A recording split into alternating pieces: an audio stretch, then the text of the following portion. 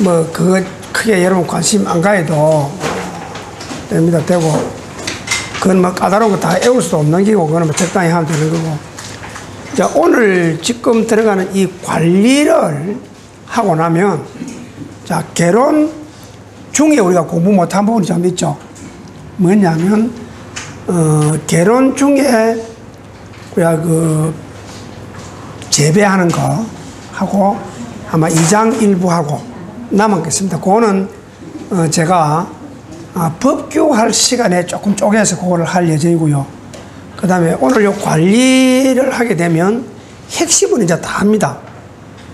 중요한 거, 개론의 중요한 부분, 강론 다 했고, 활용의 중요한 부분, 활용 지금 남아있는 부분이 이 제2장 외용약하고 제3장 약용식물을 활용한 민간식이요법.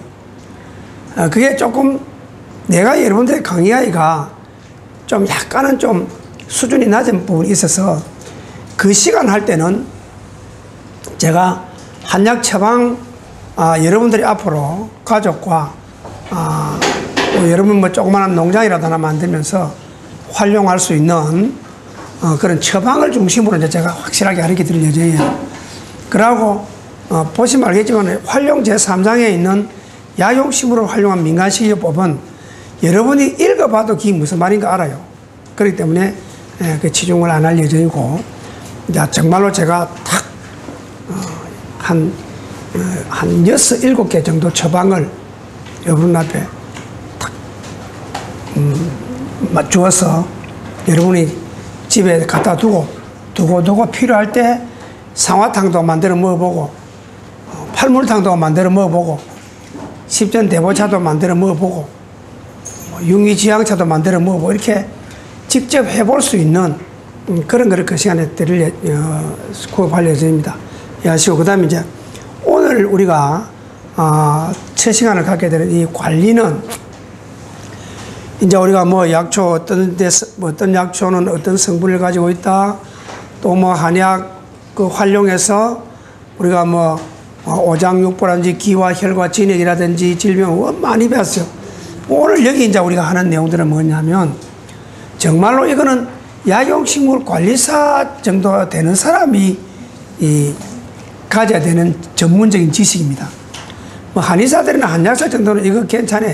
이 수준까지 공부 안 해도 돼요. 이거는 우리 약용식물 관리사들이 꼭 안 하면 안 되는 수준이에요.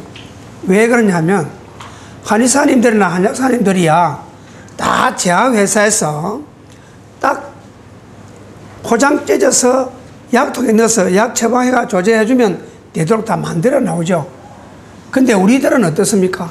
우리들은 농장에 가서 농사를 지어가지고 직접 우리 손으로 흙을 털고 먼지를 털고 비가식 부분, 못 먹는 부분은 잘라내고 또 독성이 있는 거는 생강즙에 우리든지 동변, 애기 오줌을 받아서 우리에서 독성을 빼든지 또 우리가 볶아서 세야 될 약은 볶든지 삶아서 세야 될 약은 삶든지 또 황토를 발라서 구워야 될 약은 굽든지 뭐 이런 여러 가지 실제 우리가 직접 딱 먹기 위해서 솥단지에 들어가기 이전 상태까지의 약에 관한 모든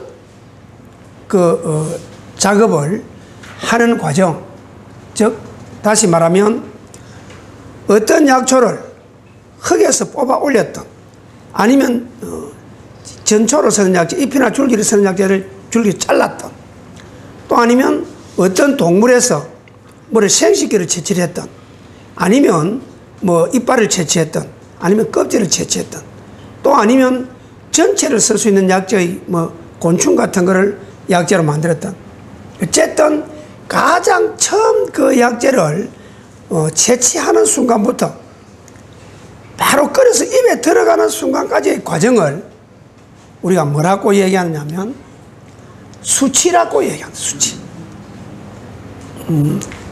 우리가 이제 이 글자 그대로 써서 설명을 하면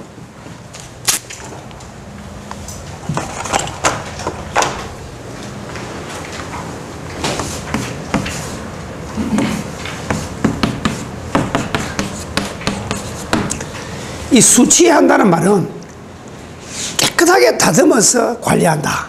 이렇게 보면 되는 거죠. 그래서 이 수치라는 말은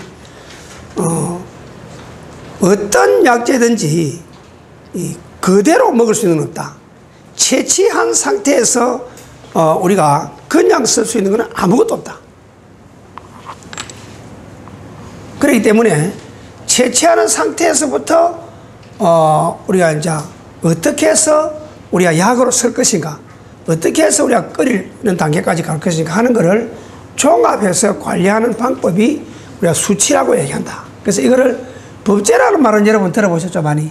법제한단 말. 수치와 법제는 비슷한 말인데, 법제라는 말은 조금 불이나 물을 이용 좀 복잡한 절차를 거쳐서 우리가 수치하는 방법을 법제라 얘기하고, 수치한다는 말은 전체적으로 우리가 어떤 변화, 약성의 변화를 주든 형태의 변화를 주든 하는 것을 말하는 거죠. 즉 말하자면 감초라는 약재가 있을 때 이걸 그대로 약으로 쓸 수 없잖아요, 그죠? 길다 말이죠. 그래서 우리가 필요한 만큼 자르고, 크기만큼 자르고, 또 잘게 썰어서 물에 어떤 약재를 넣고 끓인다든지 할 때 물이 접촉된 부분이 많아서 빨리 성분이 빠져나올 수 있도록 만드는 이런 과정들을 우리가 종합해서 수치라고 이렇게 얘기를 한다. 이렇게 보면 되겠죠. 그래서 수치의 정의를 한번 보면, 약용식물의 수치는 전통적인 이론에 근거하여 가공하고 본연의 약성을 변화시키는 기술을 말한다. 즉 지가 생태 자체가 가지고 있는 약성에서 어떤 성분을 변화시키는 작용을 우리가 수치라고 얘기한다. 어떤 산야초는 독성과 성질이 극렬하여 직접 보용할 수 없고, 어떤 산야초는 쉽게 약성이 변화해서 오래 저장을 할 수 없고, 또 어떤 것들은 잡질과 어느 부분을 제거해야 사용할 수 있는 것이다. 동일한 약용식물에도 생제와 숙제는 성질이 같지 아니하거나 생거를 쓴다든지 익혀서 쓰는 것은 우리가 성분이 다를 수 있단 말이죠. 안 그러나 작용의 차이가 나는 경우도 있어 이 경우 사용하기 전에 사용하기 앞서 반드시 수치나 법제 등 가공을 해서 사용해야 한다. 이렇게 되어 있다. 그럼 여기서 얘기하는 전통적인 이론에 근거해야 한다는 말은 무슨 말이냐면, 우리 나름대로 무엇을 이렇게 해서는 안 된다. 오랜 동안 우리가 그 이론적으로 체계화되어 있는 어떤 방법에 의존해서 해야 되고, 그 규칙을 따라야 된다 하는 것을 여기서 말하는 그 전통적인 이론에 근거해야 된다, 이 말입니다. 그리고 우리가 이제 가장 이 수치의 변화에 큰 핵을 가져왔던 것은, 우리가 불을 이용해서 음식을 익혀 먹고 난 뒤부터 굉장한 변화가 왔죠. 불을 우리가 사용하기 이전에는 어떻겠습니까? 전부 있는 그대로 먹다 보니까 뭐 비린내가 난다든지, 아니면 조금 부패된 음식을 먹는다든지, 이런 거로 인해서 많은 고통을 당해왔겠죠. 그러다가 이제 열매나 조개 등 비린내 나는 그 악취가 심한 것을 먹고 위장이 상하게 되어 질병이 많아졌다고 기록되어 있고, 그 후로 음식물에 불을 사용하면서 날것을 먹을 때 생기는 각종 질병을 없앨 수 있다는 사실을 알게 되었고, 이러한 지식을 적용하여 약용식물의 수치의 기초로 삼았다. 또 그 외에 우리가 이제 여기 보면 약용식물을 채취 시 과일은 천연적으로 발효한다는 사실을 알게 됐다. 그래서 뭐가 생겼냐면 술을 만드는 기법이 생겼죠. 그래서 우리가 이 기술이, 농경 기술이 발전하면서 곡식을 이용하여 술을 만드는 방법이 생겨나게 되었다. 그 양조 기술이 만들어지면서 술은 백병의 장이다. 어디 아프다가 술을 먹으면 마취기는 있잖아요, 그죠? 통증 마취기. 그러니까 이때는 막 술만 먹으면 다 낫는다 하는 이런 시대가 있었다고 이제 기록이 되어 있습니다. 그래서 양조 기술로 술이나 약주를 만들어 치료하는 방법을 개발되었고, 술은 백약의 장이다. 뭐 어떤 약보다 더 이것만 먹으면 통증이 없어지니까. 그러다가 약용식물의 종류가 계속적으로 증가하면서 임상 경험도 풍부해지고 질병에 대한 지식과 인지도가 높아져서 질병의 원인에 따라 여러 종류의 약물을 섞어서 보용하는 것이 가능해졌다. 이 시대 이전에는 어떤 식물의 한 가지만 뭐 이렇게 끓여서 먹어본다든지 맛을 보내 하는 그런 기법으로 우리가 사용하는 시대가 지나가고 이제 처방을 만들어서 요즘 얘기하는 처방이죠. 이 약하고 저 약하고 이런 몇 가지 약재들을 섞어서 먹는 기술이 발전되게 되었다는 거죠. 그래서 임상에 있어서는 약용식물의 치료 효과를 높이고 부작용을 감소하는 것이 필요하여 수치 방법의 다양화를 이루었다. 그러니까 독성 있는 약은 독성을 좀 줄여서 우리가 먹을 수 있는 방법을 연구하게 되었고 또 너무 독성이 심한 것은 뭐 먹지 말라는 이런 것도 만들어질 수 있었고 그 다음에 우리가 주로 불로 이용해서 가공하는 이런 처리 기술을 많이 발전됐죠. 그래서 불로 이용해서 만드는 처리 기술을 포제한다고 우리가 용어로 정의를 하고 있습니다. 수치의 발전 방향을 보면 구전을 우리가 입을 통해서 전해 내려오던 것을 이것을 문자로 우리가 적어서 그 기록을 전해 내려오게 되었고 그런 어떤 여러 가지 문자를 이용해서 전해 내려오는 과정에서 52병방이라는 책입니다. 본초 책인데 여기에서 보면 280여 종의 이방 중에 수치법으로서 포한다, 자한다, 번한다, 하한다, 또 세절, 주지 등 이런 그 용어를 써서 수치하는 방법을 기록을 해놓은 것을 우리가 볼 수 있다. 본초학의 효시인 가장 최초, 본초학의 최초 쓰인 실롱 본초격서록 중에는 무려 7정을 화합하여 사용해야 하는데 이 7정이라는 건 뭡니까? 우리가 뭐 상수, 상회, 상사, 상살, 상쇄 이런 거 배웠죠.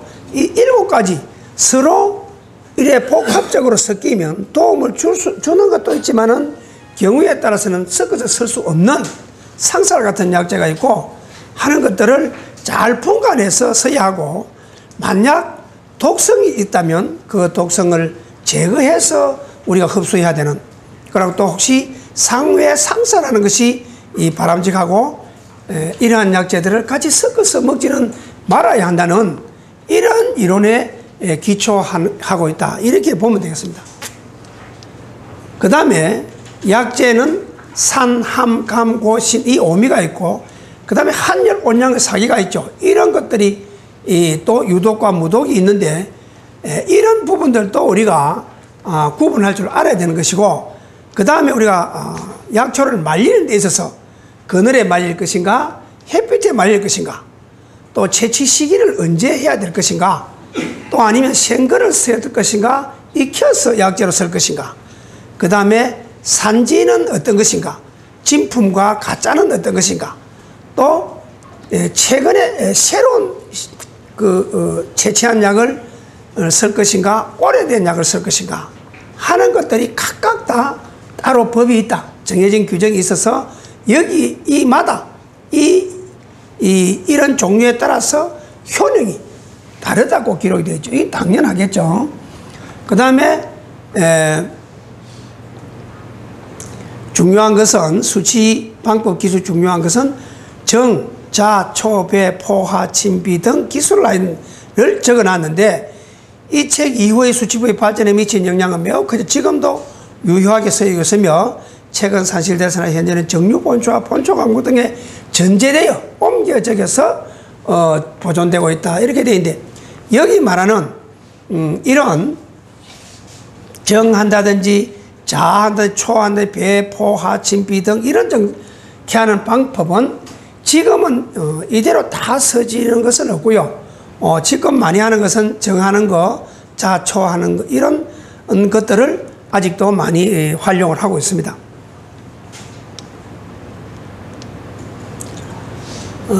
뭐 이런 것들은 우리가 포제하는 방법의 전술에 나왔던 기록들을 여기 얘기하고 있는 것이고 조금 전에 말했던 뭐 정한다, 자한다, 초한다, 포한다 이런 기록들이 주로 여기에 기록이 되어 있습니다.